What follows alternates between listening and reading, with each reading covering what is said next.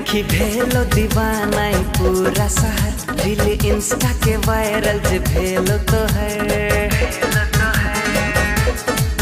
देखी भेलो दीवाना ई पूरा शहर, रील इंस्टा के वायरल जे भेलो तो हर। क्रिस क्रॉस तू चले छ टिप टॉप, तू लगे छ रानी तो हर अदा छो जाए पूरा मिथिला में। अरे पूरा मिथिला में अब चर्चा तो है, और पूरा मिथिला में अब चर्चा तो है।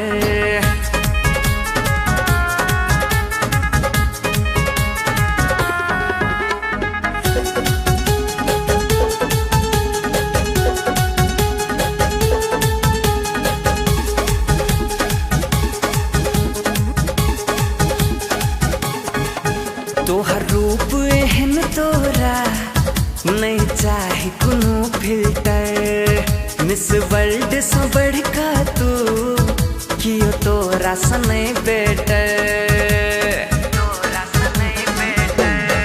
हाँ तोहर रूप एहन तोरा नहीं चाहे कोनो फिल्टर, मिस वर्ल्ड से बढ़का तू कियो तोरा से नहीं बेटर।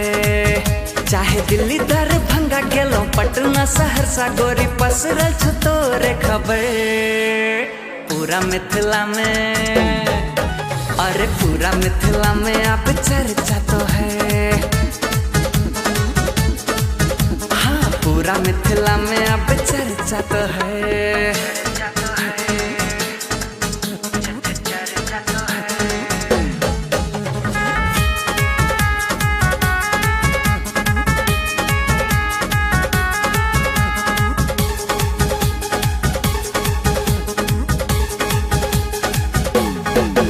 तू सूट पहिर ओजे या साड़ी पहिर कारे, हर रंग में लगे छटो सुन मिथिला के नारे।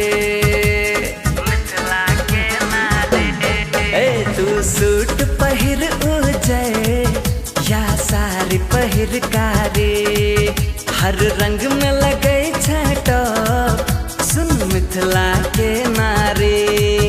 तोहर दुमका के झुमका हिप हॉप पर ठुमका, गोरी जान ललैया हमें पूरा मिथिला में।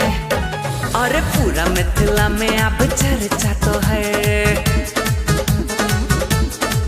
हाँ पूरा मिथिला में अब चर्चा तो है।